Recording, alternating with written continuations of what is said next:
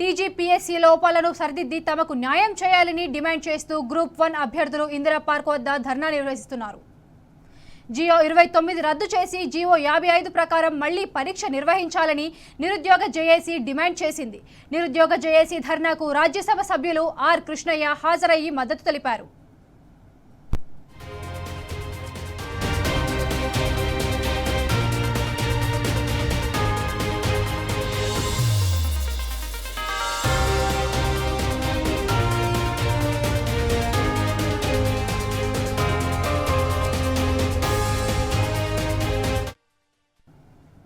Group 1 అభ్యర్థుల ఆందోళనపై మరింత సమాచారం మా ప్రతినిధి ఉదయ్ అందిస్తారు.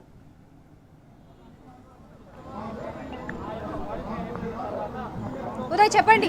గుడ్ ఆఫ్టర్నూన్ అఖిల. టీజీపీఎస్లో జరిగిన లోపాలను సరిదిద్దాలని చెప్పేసి నిరుద్యోగ జేఏసీ పక్షాన కూడా ఈరోజు ఇందిరా పార్క్లో కూడా ధర్నా నిర్వహించారు. ఈ ధర్నాకు కూడా గ్రూప్ 1 అభ్యర్థులు కూడా ఇక్కడ చేరుకొని ఇక్కడ నిరుద్యోగ పక్షాన కూడా ధర్నా నిర్వహిస్తున్నారు. ప్రభుత్వం ఏదైతే జీవో నెంబర్ 29 రద్దు చేసి జీవో నెంబర్ 55ను కూడా ఇంప్లిమెంటేషన్ చేయాలని చెప్పేసి ఇప్పటికే గ్రూప్ 1 అభ్యర్థులు కూడా ఇక్కడ ధర్నా నిర్వహిస్తున్న నేపథ్యంలో కూడా వాళ్ళు చెప్తున్న పరిస్థితి కనిపిస్తూ ఉంది. ఈ ధర్నాకు కూడా ముఖ్య అతిథిగా కూడా ఆర్ కృష్ణయ్య కూడా హాజరయ్యి ఈ నిరుద్యోగుల పక్షాన కూడా అంటే సపోర్ట్ చేస్తున్న పరిస్థితి మనం చూస్తూ ఉన్నాం. ప్రస్తుతం మనతో పాటు గ్రూప్ 1 అభ్యర్థులు ఉన్నారు. అమ్మ చెప్పండి, ముఖ్యంగా ఈరోజు ప్రభుత్వానికి సంబంధించిన టీజీపీఎస్సీకి సంబంధించిన లోపాలను కూడా సరిదిద్దుకోవాలి, వెంటనే గ్రూప్ 1 ఎగ్జామ్ను రీకండక్ట్ చేయాలని చెప్పేసి మీరు డిమాండ్ చేస్తున్నారు. అసలు ఏం జరుగుతుంది అంటే మేము గ్రూప్ 1 ఆస్పిరెంట్స్ స్టార్టింగ్ ఇది ప్రిలిమ్స్ నోటిఫికేషన్ ఇచ్చినప్పటి నుండి మాకు అన్ని సమస్యలే. మేము బీఆర్ఎస్ని ఓడించి గ్రూప్ 1 ఆస్పిరెంట్స్ అందరూ బస్ యాత్ర చేసి అది చేసి ఈరోజు కాంగ్రెస్ గవర్నమెంట్ కాంగ్రెస్ అధిష్టానాన్ని తీసుకొచ్చిందంటే కాంగ్రెస్ మీద ప్రేమ కాదు, రేవంత్ రెడ్డి మీద ప్రేమ కాదు. ఆయన మాకు చుట్టం కాదు పట్టం కాదు. గ్రూప్ 1 వాళ్ళకి వాళ్ళు ఎంత కష్టపడి బస్ యాత్ర చేసి ఈరోజు నీకు గెలిపిస్తే నువ్వు ఇచ్చిన బహుమానం ఏందండి మాకు? అంటే బస్సు యాత్రకు సంబంధించిన ఒకటి అంటే గతంలో ఎన్నికల సమయంలో కూడా బస్సు యాత్ర పేరుతో ఏదో నిరుద్యోగులను అంటే ఈ ప్రభుత్వం ఏర్పడే దానికే కేవలం వాడుకున్నారు అనుకోవచ్చా మనం? ఇప్పుడు గ్రూప్ 1 అంతా స్కామే. ఇప్పుడు స్కామే అంటున్నాం మేము. ఒక్క సెంటర్ నుండి 70 మెంబర్స్కి ఎట్లా పోస్టింగ్ వస్తుంది? మేము ప్రిలిమ్ స్టార్టింగ్ నుండి మీకు ఆర్డర్ హైకోర్టు నేమ్ వచ్చింది. మీ నోటిఫికేషన్ కొత్తది పెట్టమని లేదు, మీకు ఎగ్జామ్ కండక్ట్ చేయమన్నది. ఎగ్జామ్ కండక్ట్ చేయమంటే మీరేం చేసిండు? నోటిఫికేషన్ కొత్త తీసుకొచ్చి పెట్టిండు. అందులో ఎంతమంది నాన్ లోకల్స్ యాడ్ చేసిండు? నాన్ లోకల్స్ యాడ్ చేయాల్సిన అవసరం ఏంది మీకు? చంద్రబాబు నాయుడు మీద ప్రేమతో యాడ్ చేసిండా మీరు ఆన్సర్ ఇవ్వాలి, మీరు బయటికి రావాలి. జీవో 29 క్యాన్సిల్ చేయాలని మేము ధర్నా చేసినాం. 10,000 మందితో గాంధీనగర్ ఇక్కడ పిల్లల హాస్టల్స్ దగ్గర 10,000 మెంబర్స్తో మేము ధర్నా చేస్తే మీరు ఏం చేసిరు? ఎంతో మంది అంటే ఈ అశోక్ నగర్లో కావచ్చు, దిల్సుఖ్ నగర్లో కావచ్చు, వివిధ ప్రాంతాల్లో కూడా ఎంతో మంది హాస్టల్ ఫీజులు కడుతూ అటు ఊర్లలో కూలీ పనులు చేస్తూ వాళ్ళ పేరెంట్స్ కూడా డబ్బులు పంపిస్తే మాత్రం ఈ కొత్తగా వచ్చిన ప్రభుత్వం నిరుద్యోగులను నిండా ముంచింది. కేవలం చందమామని చూపించి అన్నం తినిపించినట్టు చిన్నపిల్లలకి ఏ విధంగా అయితే ఇంట్లో చేస్తారో అదే విధంగా కూడా నిరుద్యోగులను కూడా మేము చేస్తాము, మేము నిరుద్యోగులకు ఉద్యోగాలు ఇస్తామని చెప్పేసి గ్రూప్ 1 దానిలో సంబంధించిన చిన్న చిన్న లోపాలను కూడా సరిదిద్దకుండా ఈరోజు నిరుద్యోగులను కూడా నిండా ముంచి వేసిన పరిస్థితి కనిపిస్తూ ఉందా ఏమైనా? ఇప్పుడు అన్నకి కెమెరా చూపెట్టమనండి. అక్కడ యూపీఎస్సీ ఇంటర్వ్యూ క్యాండిడేట్ అక్కడ కూర్చొని ఉన్నాడు. యూపీఎస్సీ ఇంటర్వ్యూ దాకా పోయి ప్లే కార్డ్ పట్టుకొని ఈ రోడ్ ఇప్పుడు ఎంత అవుతుందండి? 1 o'clock. ఈ ఎండలో మాకేం అవసరం? అన్యాయం జరుగుతుంది కదా బయటకు వచ్చేది. ఆకలేసేటోడికే కదా కడుపుమంటే తెలిసేది. మీరు ఏసీలో కూర్చున్నారు. మీరు పబ్లిక్ రిప్రజెంటేషన్ పీపుల్ మీకు పబ్లిక్ ఓట్స్ వేసి గెలిపిస్తే మీరు అక్కడ కూర్చున్నారు. మేము గెలిపించిన వాళ్ళ మేము ఎండలో కూర్చున్నాం. పిచ్చి కుక్క లెక్క నువ్వు అంటావు కదా మానవతరాయ్ గారు చెప్పు తీసుకొని కొడతామని ఎట్లా అంటారు? ఆ అన్పార్లమెంటరీ లాంగ్వేజ్ మాట్లాడే రైట్స్ ఎవరిచ్చిండ్రు మీకు? Who had given you right to talk those bloody words? ప్రభుత్వాన్ని ఏం డిమాండ్ చేస్తారు? ఫస్ట్ ఎవరు? మేము ప్రభుత్వం. ఒక్క నిమిషం అండి. మానవతరాయ్ గారు మీకు 2 చెప్పులు ఉంటే మీ 2 కాళ్ళకి 2 చెప్పులు ఉంటే ఇక్కడ 100 మంది నిరుద్యోగుల కళ 100 చెప్పులు ఉన్నాయి. You should come out. మీరు రండి బయటికి, డిబేట్లో కూర్చుందాం.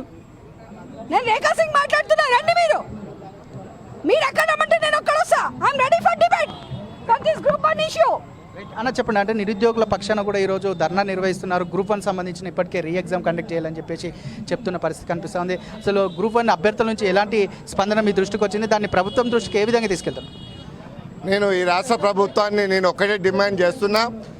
గ్రూప్ 1 ప్రిలిమ్స్ అండ్ మెయిన్స్ మళ్ళీ రీకండక్ట్ చేయాల్సిన బాధ్యత రాష్ట్ర ప్రభుత్వం మీద ఉన్నది. ముందు నుంచి కూడా టోటల్ తప్పుల తడక.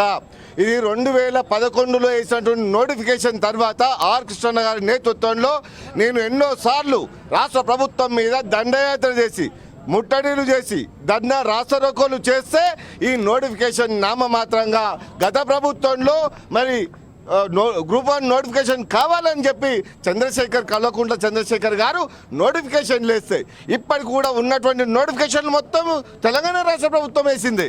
ఈ రాష్ట్ర నోటిఫికేషన్ అంటే మీరు అన్నట్టుగా గత ప్రభుత్వం వేసిన నోటిఫికేషన్ల ఆధారంగానే ఇప్పుడు వీళ్ళందరూ కూడా ఆర్డర్ కాపీ ఇచ్చారంటారా? ఎస్, 100% గత ప్రభుత్వంలో వేసిన నోటిఫికేషన్లకే ఈ రాష్ట్ర ప్రభుత్వం ఆర్డర్ కాపీలు ఇచ్చింది తప్ప ఈ రాష్ట్ర ప్రభుత్వం చేసింది ఏమున్నది?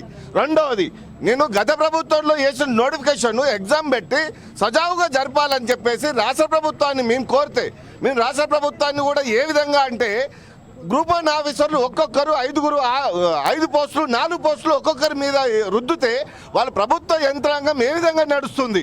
ఇవాళ యూపీఎస్సీ రాసినటువంటి ఎగ్జామ్లో ఉన్నటువంటి క్వాలిఫై అయినటువంటి టీచర్లు, అదేవిధంగా లెక్చరర్స్, అదేవిధంగా ప్రొఫెసర్స్ ఇవాళ గ్రూప్ 1 ఆఫీసర్లుగా మీకు కావాలని చెప్పి ఇవాళ నోటిఫికేషన్లలో ఎగ్జామ్ రాస్తే ఇవాళ మొత్తము లోకల్ నాన్ లోకల్ అనే తేడా లేకుండా నాన్ లోకల్ అని కూడా తీసుకొని వచ్చి ఇందులో పెట్టడము రాష్ట్ర ప్రభుత్వం ఎంతవరకు కరెక్టు? ఇవాళ దీంట్లో పెద్ద ఎత్తున కుంభకోణం జరుగుతున్నది వాస్తవం. ఈ కుంభకోణాన్ని బయటకు తీయాలి. తర్వాత ఈ యొక్క ఎగ్జామ్ని రీకండక్ట్ చేసి ఇవాళ 4-5 సెంటర్లను చూసుకుంటే ఒక్కొక్క సెంటర్లో 35 మంది, 40 మంది, 50 మంది క్వాలిఫై హైయెస్ట్ మార్కులు వస్తాయి. మిగతా 7 సెంటర్లలో యూపీఎస్సీ ఎగ్జామ్ రాసిన వాళ్ళు కూడా మార్క్స్ తక్కువ వస్తాయి. ఏ విధంగా వస్తాయి? ఒక్కొక్క హాల్ టికెట్ 2 హాల్ టికెట్లు ఉంటాయి. అదేవిధంగా ముందు వాళ్ళు వెనక వాళ్ళు రాసే సేమ్ మార్కులు వస్తాయి. అంటే దీంట్లో ఎన్ని అవకతవకలు జరుగుతున్నాయో ఒక్కసారి రాష్ట్ర ప్రభుత్వం ఆలోచన చేయాలి. ఇక నేను టీఎస్పీఎస్సీని రద్దు చేయమని అనను, కానీ దీంట్లో రిజర్వేషన్లు బీసీ ఎస్ఎస్సీ రిజర్వేషన్లు రోజు ప్రకారంగా కూడా మార్చాల్సిన బాధ్యత ఉంది. హైయెస్ట్ మార్కులు వచ్చిన వాళ్ళను ఓపెన్ కేటగిరీలో తీసుకొని కట్ ఆఫ్ అయిన తర్వాత రిజర్వేషన్లో తీసుకోవాలి. అవన్నీ పట్టించుకోవడం లేదు. దీన్ని అమలు చేయకపోతే 55 జీవోను అమలు చేయకపోతే 29 జీవోను రద్దు చేయకపోతే బిడ్డ మీ భర్తం పట్టడానికి నిరుద్యోగులంతా ఏకపక్షంగా నిలబడ్డారని చెప్పి హెచ్చరిస్తున్నా. ప్రస్తుతం అంతా పాటు కొంతమంది గ్రూప్ 1 ఆస్పిరెంట్స్ ఉన్నారు. అమ్మ చెప్పండి, అంటే మీకు జరిగిన అన్యాయానికి మీరు ఎట్లా ఖండిస్తారు? ప్రభుత్వం దృష్టికి మీరు ఏం తీసుకెళ్ళబోతారు? ఏం డిమాండ్ చేస్తున్నారు ప్రభుత్వాన్ని మీరు? ముందుగా ఇక్కడికి వచ్చిన మీడియా మిత్రులకు అందరికీ కూడా నా కృతజ్ఞతలు.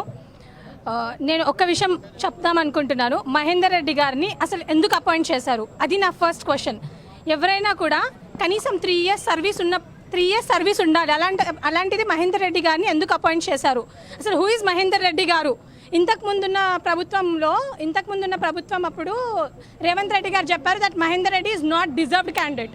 ఇప్పుడు మహేందర్ రెడ్డి ఎందుకు డిజర్వ్డ్ క్యాండిడేట్ అయ్యారు? మీకు సుప్రీంకోర్టు, హైకోర్టు గైడ్లైన్స్ తెలీదా? కనీసం 3 ఇయర్స్ సర్వీస్ ఉండాలన్న గైడ్లైన్స్ మీకు తెలియదా?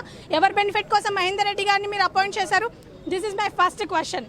ఇంకో క్వశ్చన్ ఏంటంటే, మీ ఇష్టం వచ్చినట్టు మీరు ఒక జీవోలను తీసుకొస్తారు, మీరే అమెండ్మెంట్స్ చేస్తారు, మీకు నచ్చినట్టు మీరు ఎగ్జామ్స్ పెడతారా? అంటే మీకు జనాలతో సంబంధం లేదా? అసలు మీరు ఏమనుకుంటున్నారు? ఈరోజు మిగతా మార్జినలైజ్డ్ కమ్యూనిటీస్ ఎక్కడికి వెళ్ళిపోవాలి? అండ్ మోర్ ఓవర్ మీకు నచ్చినట్టు క్వశ్చన్, అసలు ఇంతకుముందు పేపర్ క్యాన్సిల్ అయినప్పుడు సిట్ ఏమైందండి? సిట్ విషయం దాని గురించి ఎందుకు ఇప్పటివరకు ఏం రిపోర్ట్స్ ఎందుకు రాలే బయటికి? And who ever the leaders అప్పుడు మాట్లాడిన వాళ్ళు ఇప్పుడు ఎందుకు మాట్లాడట్లేదు? మీరు అంటున్నారు కదా, అప్పుడు మాట్లాడిన వాళ్ళు ఇప్పుడు ఎందుకు మాట్లాడలేదు అంటే, అప్పట్లో మిమ్మల్ని రెచ్చగొట్టిన వాళ్ళకి ఈరోజు అంటే ప్రభుత్వ పరంగా వాళ్ళకి నామినేటెడ్ పోస్టులు వచ్చాయి కాబట్టి ఇప్పుడు వాళ్ళు సైలెంట్ ఉన్నారు అనుకోవచ్చా మనం? అఫ్ కోర్స్ ఇది నిజం. ఎందుకంటే కుల నాయకులు కూడా చాలా మంది, లంబాడీలు కానివ్వండి, ఎస్సీలు కానివ్వండి, చాలా మంది, నాకు అసలు అర్థం కావట్లేదు. మీ కులాలకు జరుగుతున్నది మీకు అర్థం కావట్లేదా? మీరు మాత్రం మంచిగా ఓట్లు దందంగా తీసుకొని గద్దెనెక్కి కూర్చోవచ్చు. మిగతా వాళ్ళ పరిస్థితులు ఏంది అంటే కేవలం ప్రభుత్వం అధికారంలోకి రావడం కోసమే ఇట్లా నిరుద్యోగులకు మభ్య మాటలు చెప్పింది అనుకోవచ్చా మనం? అవును, గత 10 సంవత్సరాలుగా అసలు కాంగ్రెస్ పార్టీ ఉనికే లేదు కదా తెలంగాణలో. నిరుద్యోగుల్ని మధ్యన పెట్టుకొని మీరు ఈరోజు కాంగ్రెస్ ప్రభుత్వం వచ్చింది. సరే, కాంగ్రెస్ ప్రభుత్వం వచ్చింది, మాకు ఎగ్జామ్స్ వద్దు అనట్లేదు. వి నీడ్ ఎగ్జామ్స్, మాకు కావాలి, నోటిఫికేషన్స్ కావాలి, కానీ జస్ట్ అండ్ ట్రాన్స్పరెంట్ వేలో ఎగ్జామ్స్ అనేది కండక్ట్ అవ్వాలి. మీరు ఎంత జస్ట్గా ఎగ్జామ్స్ కండక్ట్ చేస్తున్నారు అసలు? And more over mains conduct చేశారు. అసలు మెయిన్స్ తెలుగు మీడియం వాళ్ళు టాప్ 800లో ఉండరా అండి? తెలుగు మీడియం వాళ్ళు అసలు ఇదేమన్నా కరెక్షన్ ప్యాటర్నా? తెలుగు మీడియం వాళ్ళు అసలు తెలుగు అసలు ప్రాముఖ్యత అనేది ఉందా మన తెలంగాణలో? మొత్తానికి చూసుకున్నట్లయితే ఏదైతే గ్రూప్ 1 సంబంధించిన లోపాలు సరిదిద్దకపోతే మాత్రం రాబోయే రోజుల్లో కూడా మరింత ఉద్యమం కూడా ఉధృతం చేస్తామని చెప్పేసి అటు నిరుద్యోగులు చెప్తున్న పరిస్థితి కనిపిస్తూ ఉంది. మరోపక్క కూడా నిరుద్యోగులను నిండా ముంచేసిన ప్రభుత్వం ఈ కాంగ్రెస్ ప్రభుత్వం అని చెప్తున్న పరిస్థితి కూడా మనం చూస్తాం. ఎందుకంటే గతంలో ఎన్నికల సమయంలో కూడా ఎన్నో హామీలు ఇచ్చి ఇప్పుడు అవి ఒక్కటి కూడా నెరవేర్చకుండా కేవలం తూతు మంత్రంగానే మాటలతో ద్వారా కూడా వీళ్ళు మాయ చేస్తున్న పరిస్థితి కనిపిస్తూ ఉంది అని చెప్పేసి వీళ్ళు ఆవేదన వ్యక్తం చేస్తున్నారు. మరోపక్క కూడా అటు రాహుల్ గాంధీ గారు ఏదైతే అశోక్ నగర్లోకి వచ్చి ఇచ్చిన మాట ప్రకారం ఏదైతే చెప్పారో అది కంపల్సరీ ఇంప్లిమెంటేషన్ చేయాలని చెప్పేసి ప్రతి ఒక్కరు కూడా ఈ ప్రభుత్వాన్ని డిమాండ్ చేస్తున్న పరిస్థితి కనిపిస్తూ ఉంది. అఖిల, ఓటు స్టూడియో.